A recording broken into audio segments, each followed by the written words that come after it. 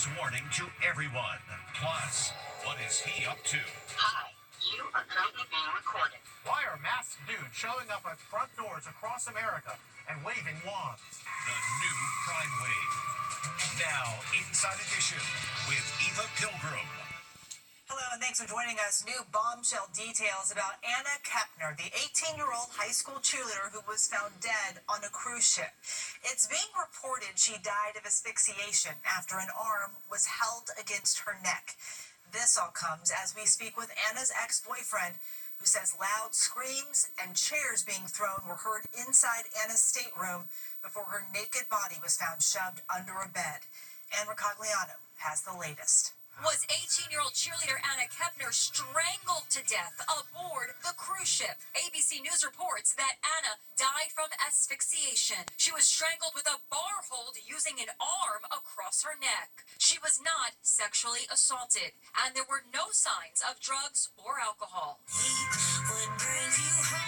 Hours before she was found dead on the cruise ship, the sound of a violent confrontation reportedly could be heard inside her stateroom. We're told Anna's 14-year-old brother Connor says he tried to get into the stateroom that he, Anna, and their 16-year-old stepbrother were sharing, but that it was locked.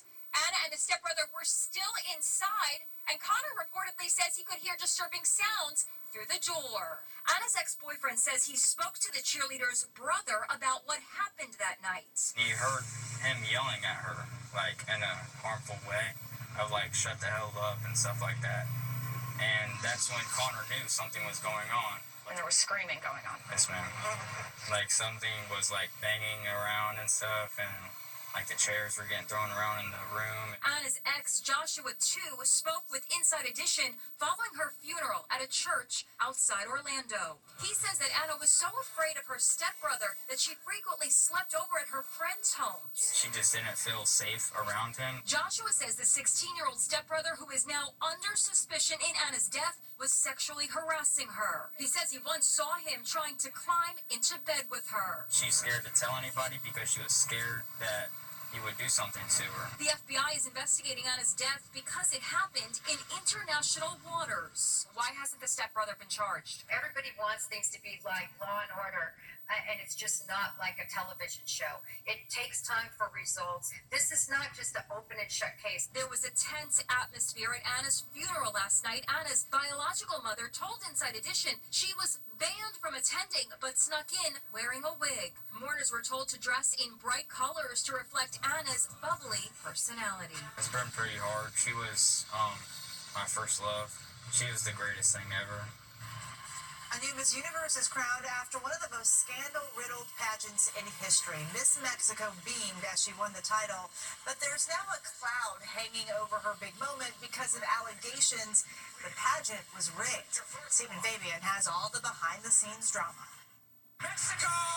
Chaos at the Miss Universe pageant with allegations flying that it was rigged. Congratulations, Miss Mexico! When Miss Mexico, Fatima Bosch, received her crown, TV viewers heard cheers. But inside the convention center in Thailand, there was this. The crowd erupted in boos. The jeers spilled out into the lobby. Mexico! At a press conference, pageant officials faced tough questions. The result was rigged. What would be your comments on that?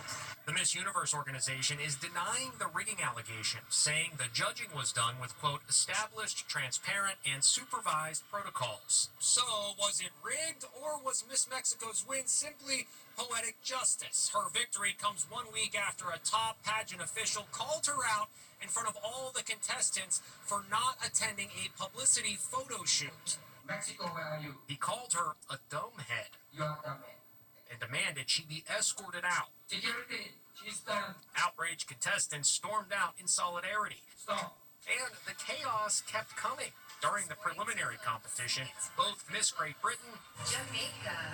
and Miss Jamaica fell. Mexico! A pageant steeped in controversy like no other, as it crowns a new queen. AAA is expecting a record number of Americans to be traveling this Thanksgiving, and the mad rush starts today. Families across the country are heading to airports a week before Thanksgiving to turn their long holiday weekend into an even longer holiday week. Allison Hall reports from the airport. Get ready for a Thanksgiving like never before, because holiday travel is about to break records. 82 million people are expected to travel by road and air. 73 million of them are heading off in their cars. We're expecting record-breaking crowds, and that includes this year a lot more people driving because gas prices are a little lower, so it's going to be pretty bonkers out there. 6 million people will travel by air, up 1.6 million from last year, also setting a new record. Expect travel chaos. You've got a dramatic shortage of air traffic controllers. That did not end with the government shutdown ending, and it's in fact gotten worse. This week, a new holiday travel trend is emerging to help deal with the potential chaos. People are leaving today, taking off the entire week for Thanksgiving, turning it into a 10-day holiday. Are you guys traveling for Thanksgiving already today? Yes, we are. Yeah, we're getting ahead of the flights. We want to fly down on Friday. We're flying back in a week instead of dealing with the travel next week. So is this dad and daughter. Used to do the Sunday to like Friday, but now we try to do Friday to Friday. It's just a lot easier. Today kicks off the busiest week in travel in the United States, with the Sunday after Thanksgiving being the busiest day of the year. You heard right. The busiest travel day of the year is no longer the Wednesday before Thanksgiving. It will be the Sunday after, when people are returning home. Renting cars is also way up, but prepare for new technology that scans the rental car from bumper to bumper. It's called AI vehicle scanners, and they're popping up at rental car agencies. It can detect even the tiniest dent, even damage invisible to the naked eye.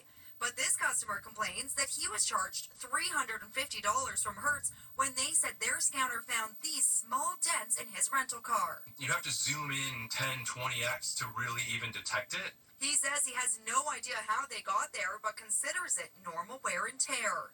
After he complained, Hertz refunded the extra charge.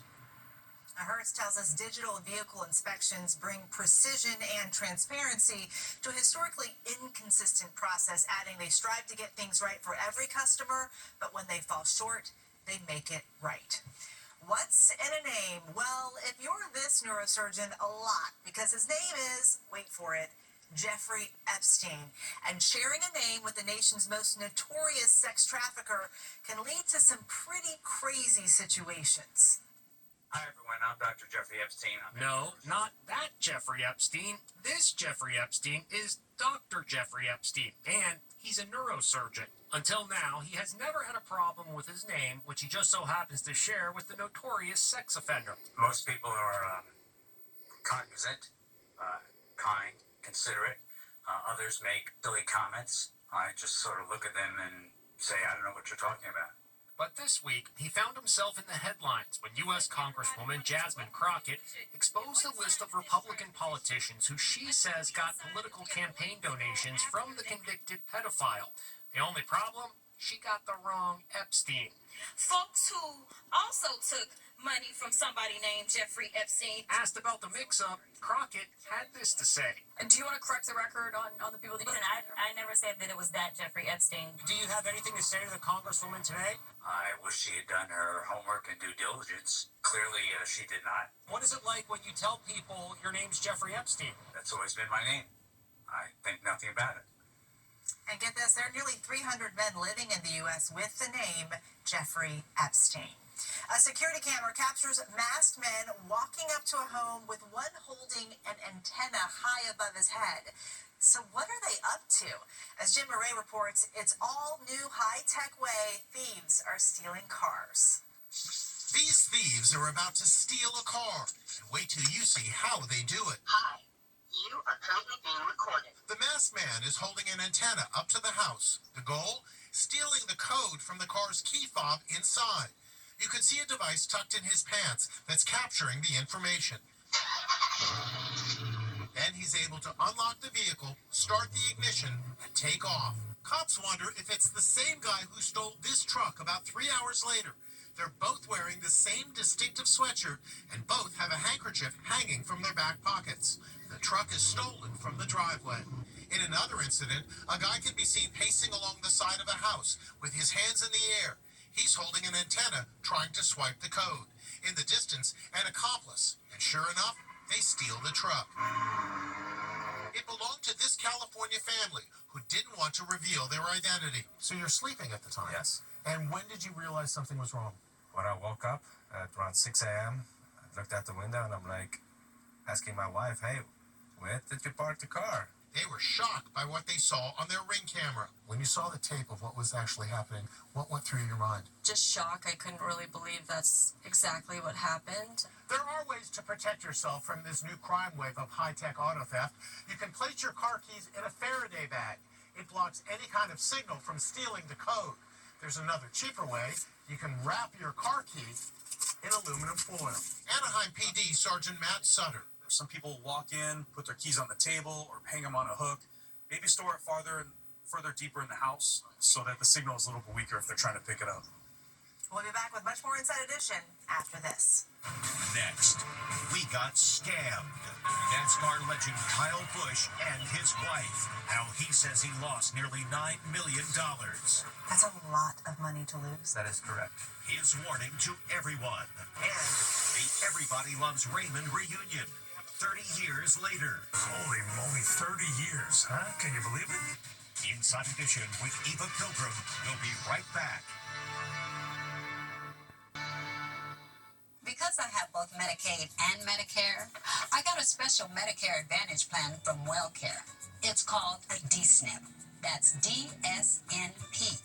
And it stands for Dual Eligible Special Needs Plan. And WellCare DSNP comes with a whole lot of these, like more coverage for dental, vision, and hearing. And I can even see specialists for a $0 or low copay. And I get benefits like $0 copays on prescriptions. And a WellCare Spendables debit card for everyday stuff. And real human support. And answers I can understand. And that means a WellCare DSNP provides what I need when I need it. And that gives me the confidence I need to get through every day. The coverage you need and more. Call 866-561-9677 or visit wellcaremore.com to see if you qualify for more benefits. He's a huge name in NASCAR racing. Now, he and his wife are coming to Inside Edition to say they were scammed by a life insurance agent they say sold them a policy and didn't disclose the risks. They say the policy was full of hidden fees that cost them millions. Kyle Busch! Behind the wheel, legendary race car driver Kyle Busch is a bold champion, as well as being known for his hot temper. Off the track, he's friendly and full of charm. Just this week, he and his stunning wife Samantha hit the red carpet at the Country Music Awards in Nashville. And when it comes to protecting his family finances, the NASCAR champion says he prefers playing it safe rather than taking the risks he does on the track. My days of racing are coming closer towards the end, so we were kind of thinking for our future. So he says it felt like a victory lap when an insurance agent told them they could make big bucks investing his fortune in a special policy with Pacific Life. It would give you around $800,000 a year that you could pull off of that policy for life. And I was like, okay, this sounds really, really good. How much money did you put into the plan? $10.4 million. But now they say $8.5 million of that is gone. That's a lot of money to lose. That is correct. Now they're suing the agent and the insurance company, saying they were lied to and that the policy contained hidden fees and was really designed to rake in huge commissions. The commissions on my policy alone were over 35% of $10 million. It's a pretty easy number to figure out what's in his pocket. As a race car driver who had a bit of a hot temper, I can't imagine you weren't mad. I was mad. I was upset. I felt taken advantage of. The policy is called Indexed Universal Life Insurance. Pacific Life has been a leader in the Indexed Universal Life marketplace since 2005. Where part of your premium payment goes into a fund that's supposed to grow, like the stock market. Agents from many companies claim the policies are better than a 401k. But are they? It's a powerful wealth building tool, hiding in plain sight. We probably get a dozen calls a day at my law firm. Some version of, I've lost my life savings, can you help? The Bush's attorney, Robert Reichert, says the policies are so complex, most agents don't even understand the risks. They're not educated on the products. They're educated to sell. And others refuse to sell them altogether. You need to run the other way as fast as possible. This isn't just feel sorry for the Bushes. This is your neighbor. These are hardworking Americans. They're losing their homes. They're losing everything from this. We should note that the policy the Bushes bought has a disclaimer that points out the value may increase or decrease or be reduced to zero. Pacific Life tells us that they take the Bushes' concerns seriously and have been in touch with them and their legal team. They also say they stand behind all their life insurance policies, adding they have helped millions plan for future financial security. Still to come, the Everybody Loves Raymond reunion. 30 years later. Holy moly, 30 years, huh? Can you believe it? 30 years later, everybody still loves Raymond. It's been 3 decades since Everybody Loves Raymond premiered on CBS. I think you may have misunderstood what I was saying. How did I misunderstand? You believed me. And now, the cast is reuniting. Holy moly, 30 years, huh? Can you believe it? Yeah, I can believe it. The beloved sitcom, which ran 9 seasons, follows sports writer Ray Barone, played by Ray Romano, and his quirky family as they trip over one another while navigating everyday life. Romano gets choked up remembering the late Doris Roberts, who played his overbearing mother, Marie, and became a fan favorite. That's gonna need another Coke. Joined by show creator Phil Rosenthal, Romano recalls the day actress Patricia Heaton auditioned to play his TV wife. There was a part where it says she kisses her husband. For some reason, she did it. Nobody else.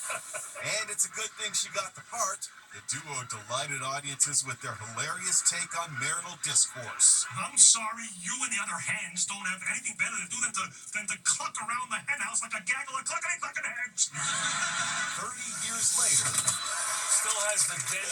still as hilarious as ever. Everybody Loves Raymond 30th anniversary reunion airs Monday night on CBS. Still to come, a very unusual wedding venue. 344-1249.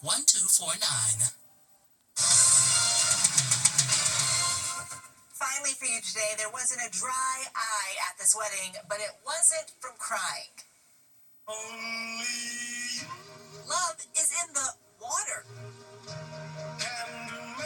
The first dance at a wedding in a pool. Fitting because Edward LaRue met Marlene Parsons in a water aerobics class at their local YMCA. When they got engaged, pool director Allie Morgan, who just happens to be an ordained minister, offered to marry them in the pool. For the big day, Marlene wore a traditional veil and a tutu. Edward sported a long-sleeve tuxedo t-shirt with a top hat. Their guests wore their best swimsuits. I now pronounce you husband and wife. There was the traditional bouquet toss. And then that first dance. I never expected to find anybody. I always told my kid, I'm not getting remarried. I'll never find anybody that'll put up with me. And then I found Marlene. He found somebody as crazy as he is. He puts laughter in my heart again. Edward and Marlene say their nuptials went, well, swimmingly. A big congratulations to the newlyweds. We are so happy for them. And that is Inside Edition for today. We'll see you back here next time.